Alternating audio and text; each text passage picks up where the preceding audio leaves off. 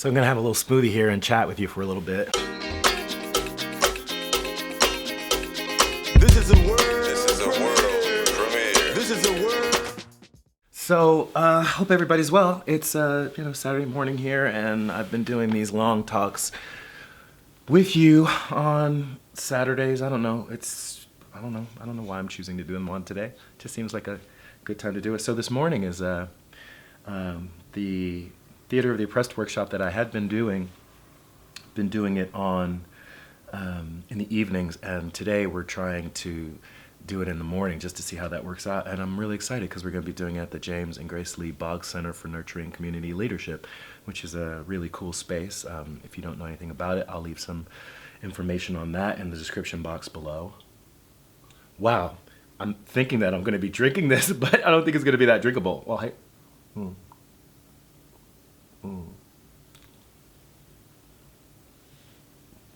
It's good. It'll do. It'll be okay. I'll focus more on our conversation. So I have so many things to talk to you guys about that I actually took some notes today. I wanted to talk about, some of what last week, our first week in the United States with our new president, Donald Trump, who's already, really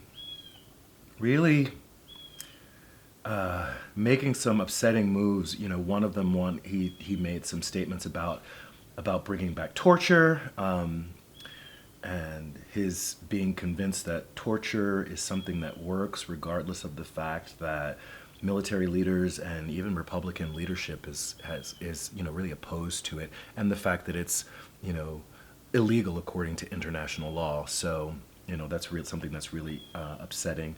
Also, the fact that Donald Trump put a gag on scientists from both the Environmental Protection Agency and the Department of Agriculture, which means that there will be even less transparency in terms of impacts on the environment, impacts on health in the environment. So he's also pushing for a ban on refugees, focusing primarily on people from the Middle East and people who follow Islamic faith.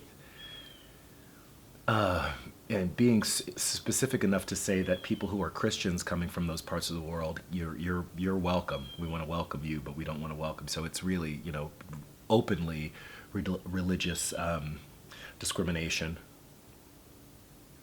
Well,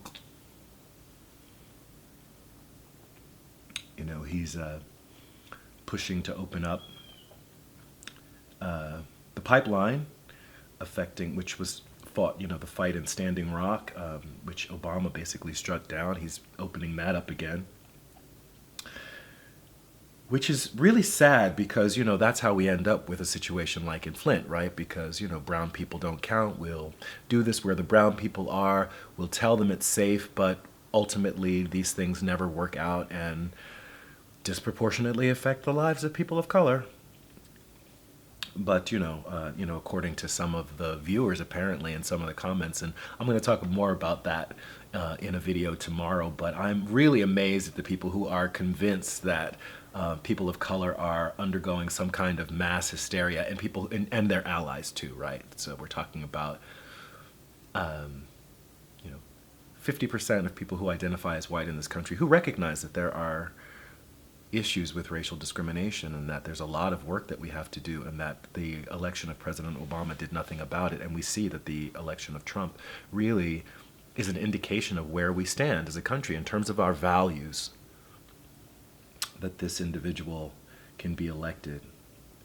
So talking about Flint, there was Republican lawmakers had closed the investigation into the lead poisoning in the water system of Flint. The House Oversight and Government Reform Committee's findings blamed state officials. They won't actually ever say Governor Snyder. They won't actually ever say his name in one of these articles. The Michigan Department of Environmental Equality and the Environmental Protection Agency are all to blame for what happened in Flint.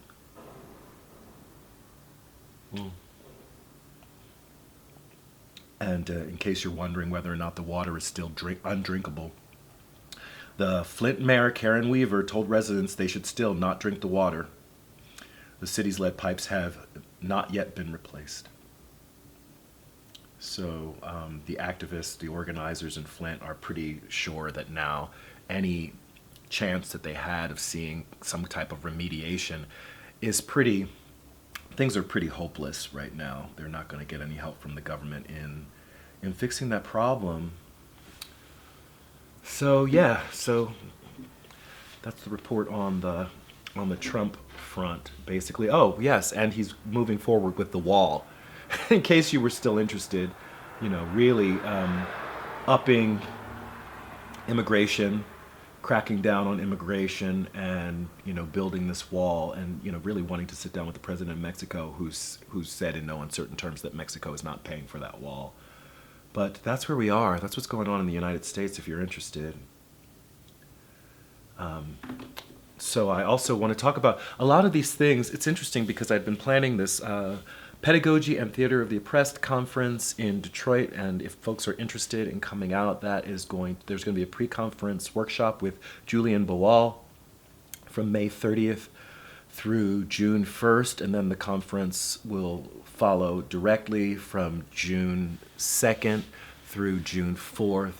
That's Friday, Saturday, and Sunday. And so just save those dates if you're interested, and there'll be an announcement too very soon about registration, and I'll include some information in the description box. But it's been interesting because it's really raised people's commitment to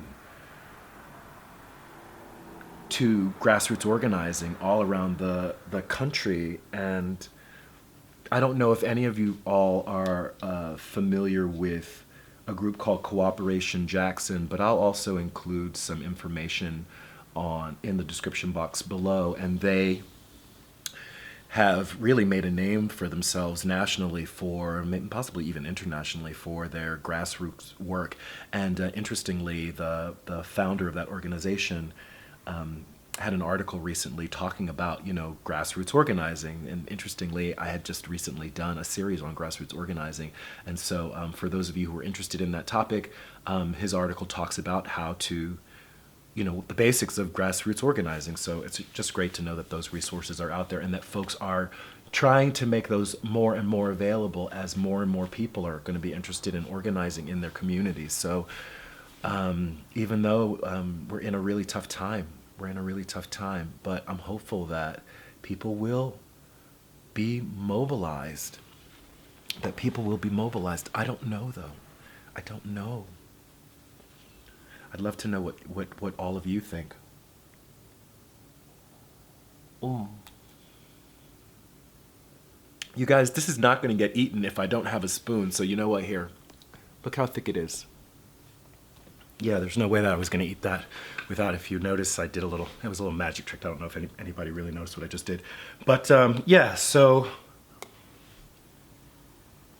I'm not really sure where we're going here.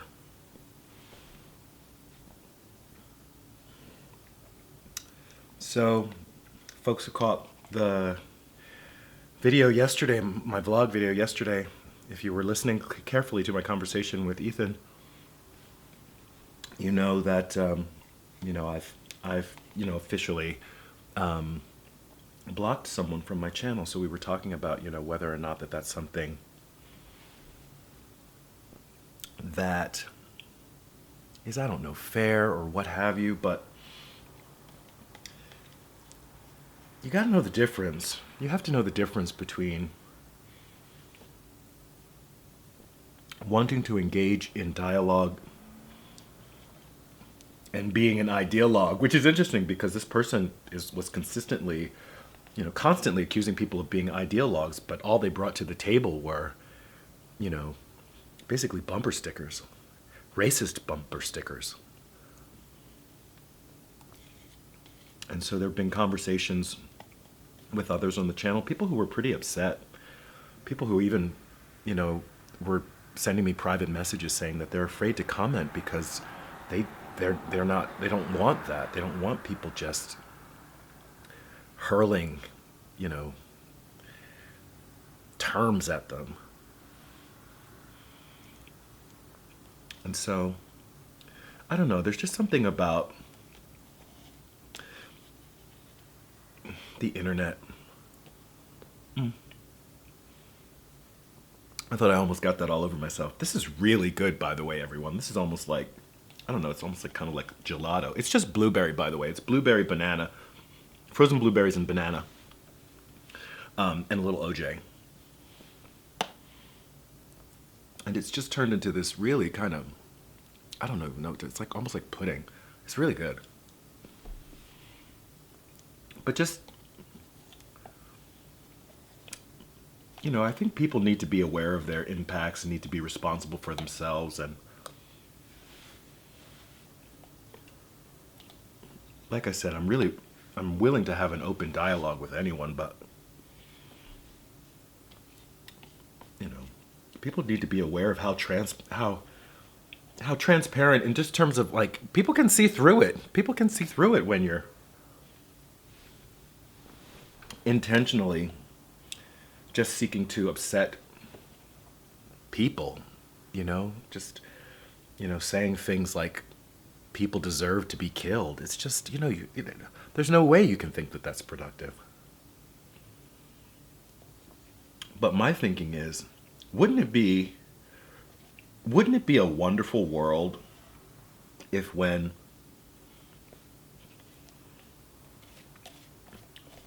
people, if you could just send someone a private message and say, hey, could you adjust the way you're being in this space, and have people just, out of respect, change the way they're being. It's like, you know, if I was invited to someone's home and I was asked to shift my behavior because it was being found offensive by people who were in that house, even if it was like, if you know, if I walk into somebody's house and I'm talking about white supremacy, I'm not going to walk into your house and start talking about white supremacy.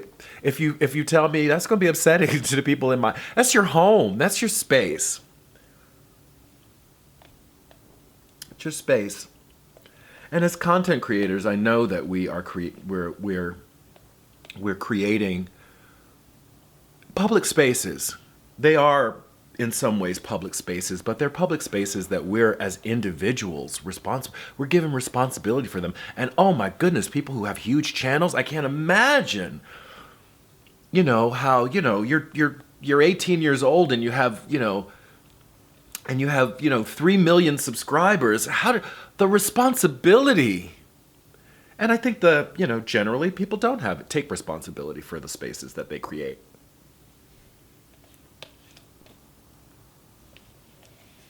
And I'm not, you know, it's not about being PC. It's about just being respectful. I'm thinking back to when, not to mention his name, I have to mention his name. Someone blocked me from their channel, but you know, they didn't have to block me. All they needed to do was tell me that they didn't like the way that I was communicating with people on their channel, and they would prefer that I not do that. And I would have stopped doing it. It's just a respectful thing to do. But it's bizarre because as much as social media makes it possible for us to communicate with people very easily,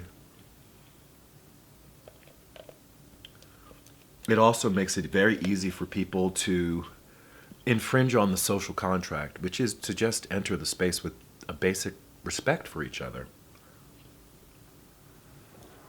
But just because others don't want to acknowledge that there is a social contract and that there is a code of behavior,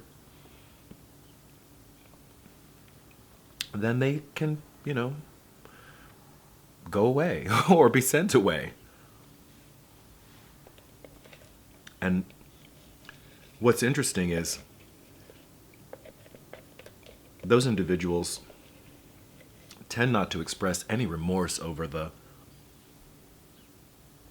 negative effects that they have in spaces. But I do, you know, I feel remorse. I'm sad that there's somebody that I'm not going to be able to have a dialogue, or somebody who's basically proved that they're beyond reason. after being given every opportunity. So that's something this is a topic that I will come back to, I'm sure, often. But yeah. So you guys, I'm not going to keep this one. This is not going to, we can't go on for very long today, unfortunately. But I did promise that I would talk a little bit about James Baldwin, because I mentioned in one of my videos that, I'd been in a conversation with James Baldwin, and, I was trying to explain that I'm not insecure about communicating with people. I've spoken to people who, I was in awe. I was in awe of James Baldwin. But when the opportunity presented itself for me to have a conversation with him, I got up and walked, 30 blocks, was it? I may have walked 30 blocks to where he was. No, it was 20 blocks. I walked 20 blocks from where I was living at the time in Philadephia to the home of my mentor, where James Baldwin was visiting. And for those of you who don't know James Baldwin is an author, an African-American author. He also was an expatriate for many years, living in France. He wrote a number of amazing books and essays and was the recipient of any number of awards. And I was just looking at, kind of the people that James Baldwin was friends with. And here's the Marlon Brando, Billy D. Williams, Huey P. Newton, Nikki Giovanni, Jean-Paul Sartre, Lee Strasberg, Rip Torn, Alex Haley, Miles Davis, Amiri Baraka, Martin Luther King, Margaret Mead, Josephine Baker, Allen Ginsberg, Chinua Achebe, Maya Angelou. Campaigned with Jean Genet on behalf of the Black Panther Party. Was close friends with Toni Morrison. Toni Morrison wrote his eulogy that appeared in the New York Times and credited Baldwin as being her literary inspiration. So, this is someone who had made a huge impact on the arts circles of his day. He was also very engaged in the civil rights movement and spent time in the South, writing about the South. Many of his essays deal with racial issues in America. Interestingly, James Baldwin's FBI file contains 1,884 pages from documents collected from 1960 until the early 1970s. So, as many people who were engaged in the civil rights movement, was categorized as an enemy of the state or seen as a potential enemy of the state and surveyed as a potential enemy of the state.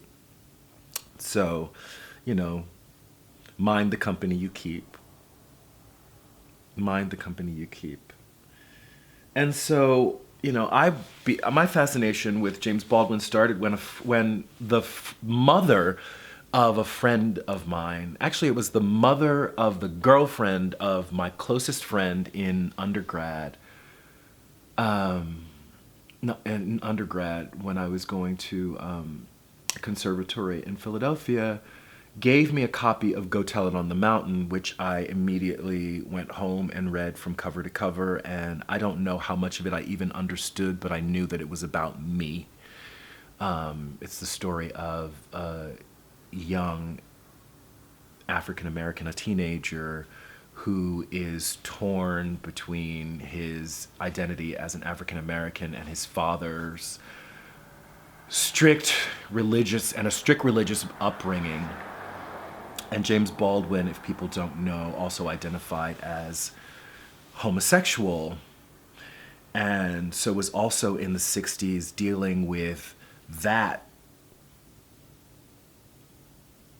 struggle, to be a gay black man in such a repressive time and be homosexual and have all of these things coming at him at the same time must have been, I don't know what to call it. It was interesting, I'm sure. So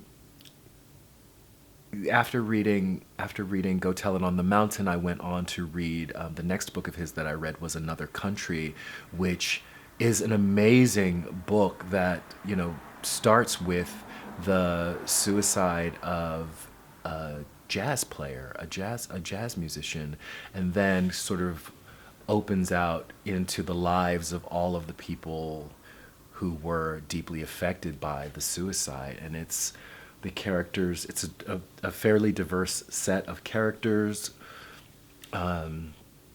which, really, again, presents for us this idea that, we get seen, we look at these historical films, things set in the 60s, and everything is so segregated regardless of where it's taking place, but the understanding that we had African Americans on the scene, hanging out with Robert Kennedy, things like that. So that this is something that James Baldwin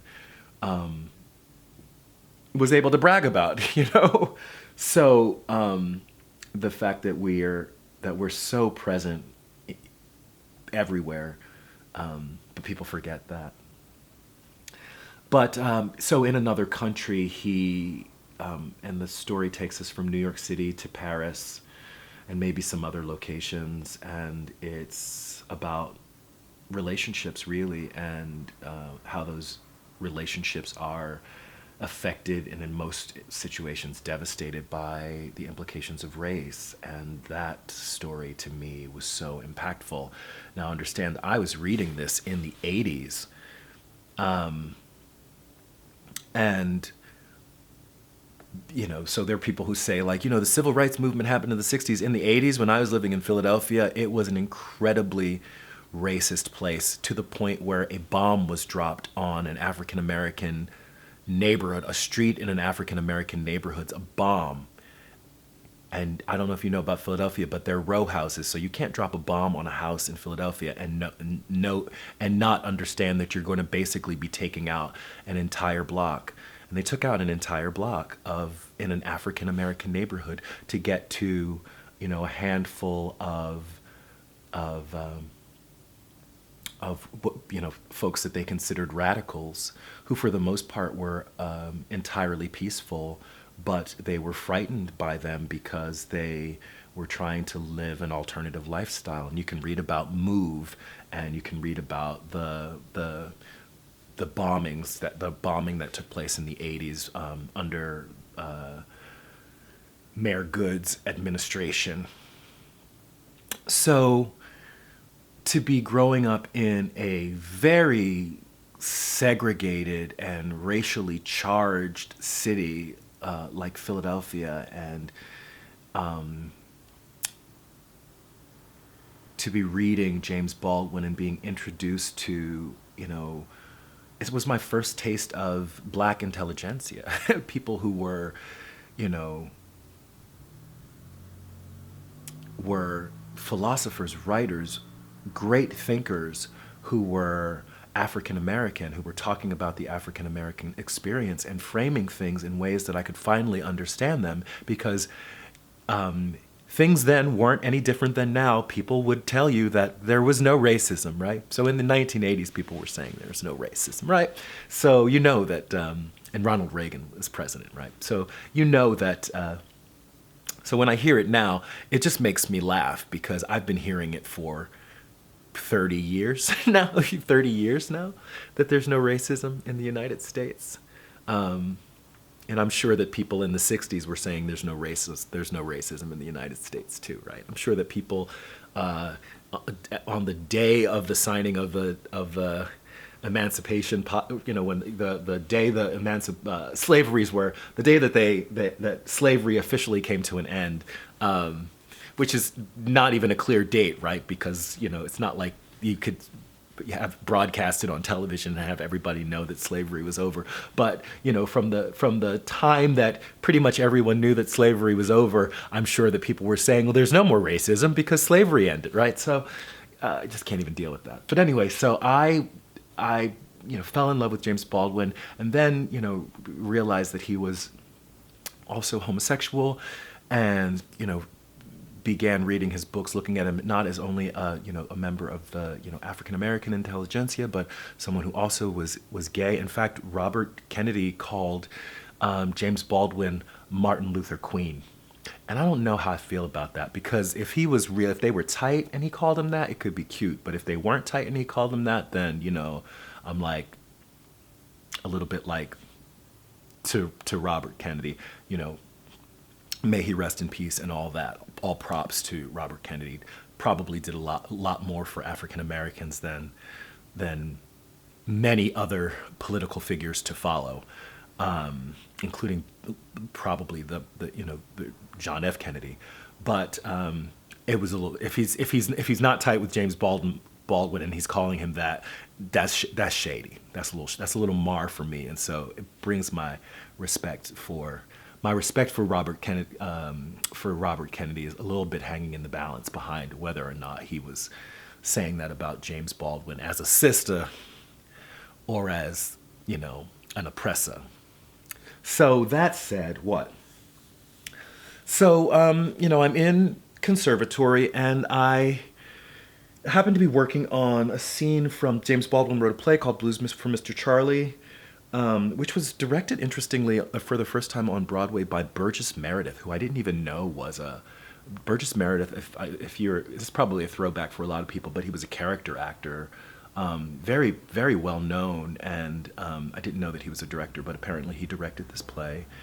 And it was James Baldwin just putting race on stage. And what he does in the play, interestingly, is he presents African Americans as, the respectables in the play. It's a very respectable family. Not that they were unrealistic, but he was showing an African American family in the way that people weren't used to seeing them. I mean, maybe in Lorraine Hansberry's Raisin in the Sun, we can see them this way. But even in Raisin in the Sun, they're kind of a struggling family. And in Baldwin's play, they're just, they're a middle-class family. And the white characters in the play are...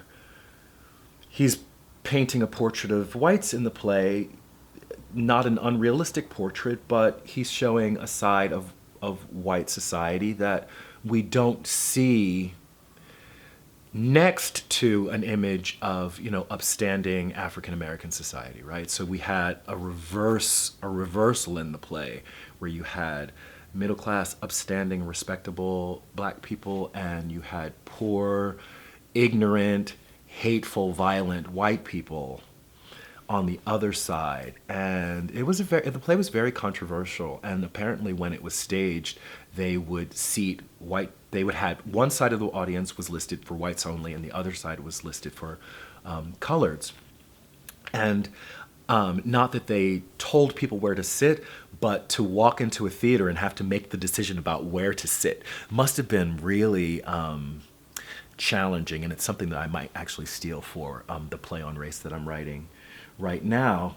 But I was working on the play, and we had just gotten to a point in the work, me and my scene partner, who happened to be white. I mean, it was a scene between a white religious figure and an African American religious figure, and they're having a conflict. And in the scene, we were just stumped about where to go, and we knew that James Baldwin not only was in town, but he was staying with my mentor, somebody that I knew. And so we called him, and we just, we were like, could you please just ask him, about this thing? We're just interested. And he comes back to the phone and says, Jimmy would love to talk to you guys about it, and invited us to his home, and we got to spend an evening with James Baldwin, chilling out and talking about his plays.